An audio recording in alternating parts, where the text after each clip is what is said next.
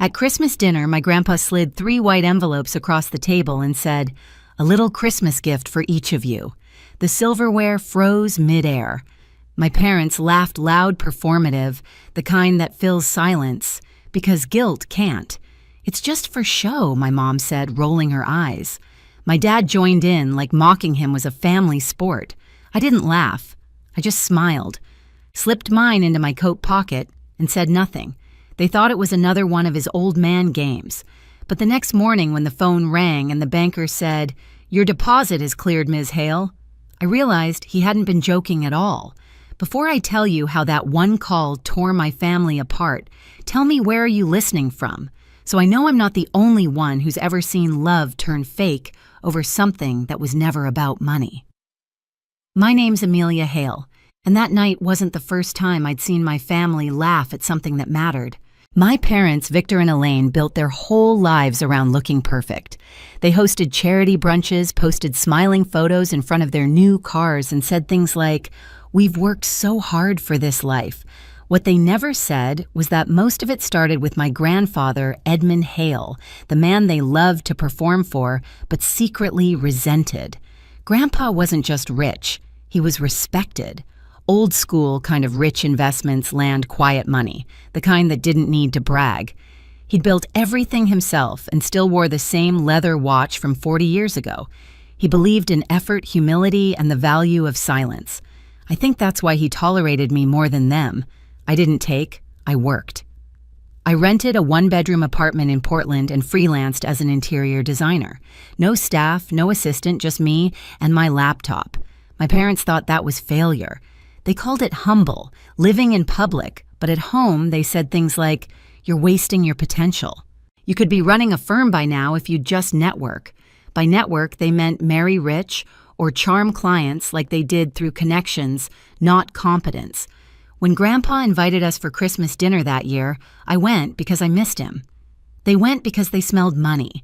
I saw it in the way Mom checked her lipstick in the car mirror, the way Dad rehearsed his laugh. Everything with them was strategy. The dining room smelled like pine and roasted duck, the table set with crystal glasses and gold-trimmed plates. Grandpa sat at the head, his posture straight, his eyes sharper than they looked. We exchanged small talk about work and weather until he reached into his jacket and pulled out 3 identical envelopes. "A little Christmas gift," he said softly. Mom let out a short, performative laugh. "Oh, Dad, are we doing your pretend checks again? That's cute." Dad chuckled too. "You always make the holidays fun." I wanted to crawl under the table. Grandpa didn't move. He just looked at them, slowly, silently, then shifted his gaze to me. I felt my face warm. I didn't open the envelope. I didn't need to. I just said, "Thank you," and placed it carefully in my coat pocket. No one noticed that his smile faded a little after that. They kept talking, bragging, laughing like nothing happened. But I saw the way his hand lingered near his glass, the way he blinked slower than usual. He'd expected this. Later that night, when we said goodbye, he hugged me a second longer than he should have and whispered, "Keep it safe." I nodded, not realizing what he really meant. The drive home was silent except for the wipers scraping against the windshield. Mom broke it first. "You actually kept that thing," she said, twisting in her seat to look at me. "You know he does this every year.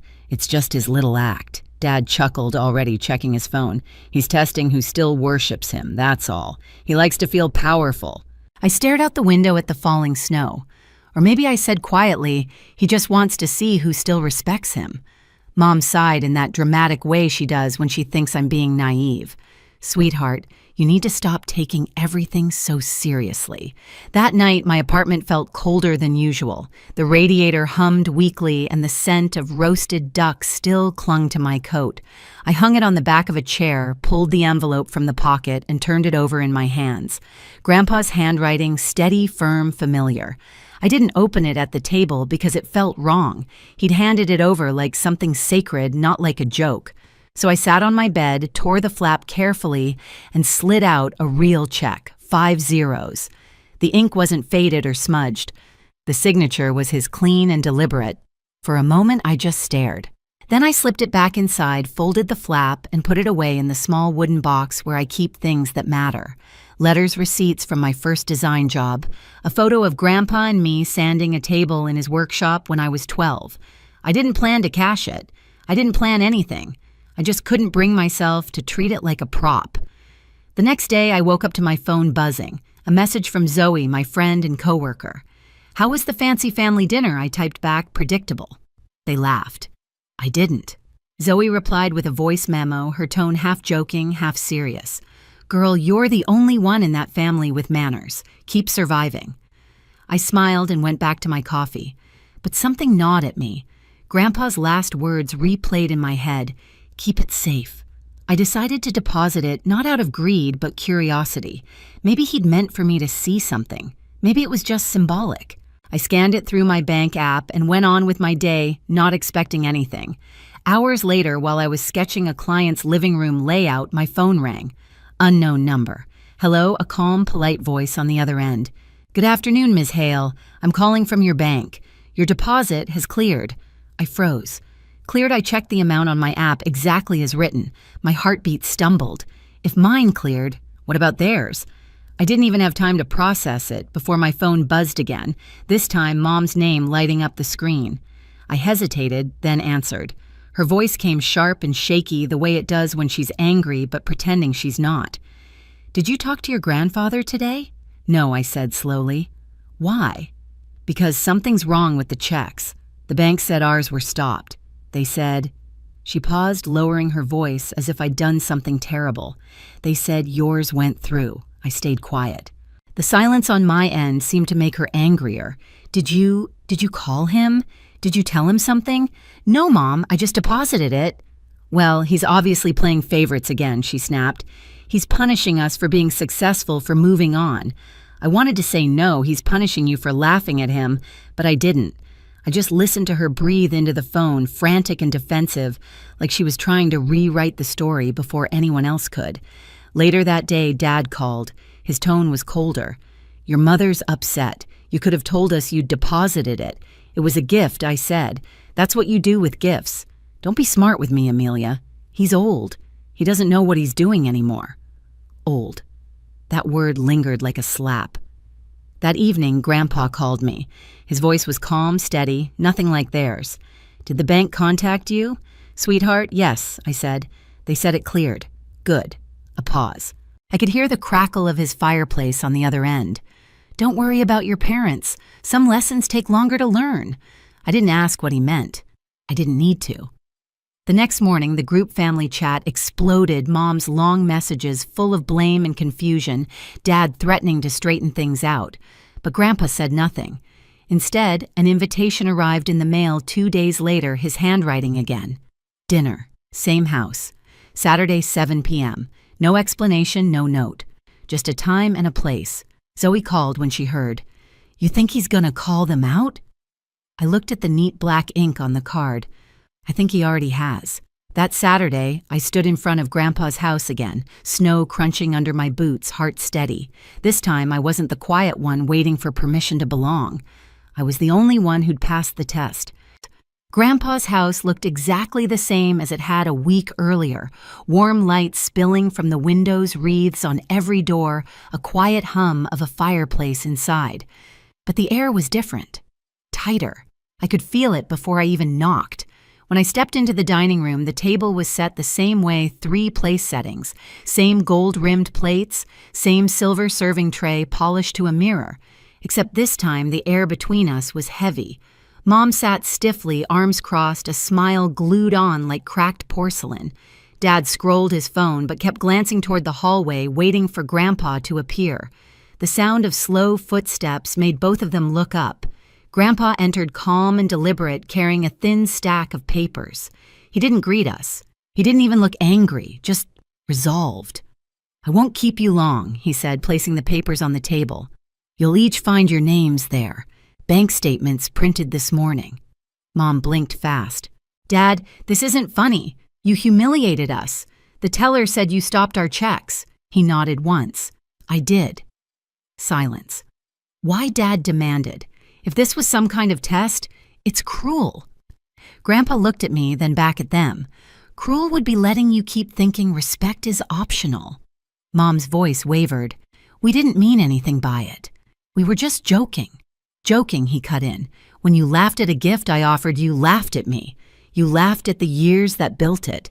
She swallowed hard. We thought? Exactly, he said. You thought. He nodded toward me, felt. The room went silent again. The fireplace popped in the corner, and for a moment it was the only sound. I didn't speak. I didn't need to. Dad pushed back in his chair. This isn't fair. You know we've supported you too. You're overreacting. Grandpa raised an eyebrow. Supported me. You've taken my money and called it independence. You've built an image, not a life. Mom burst out crying, then the kind of cry that isn't sadness, it's fear. You can't just cut us off like this. He leaned back in his chair. I already have. Dad's face flushed. You'll regret this.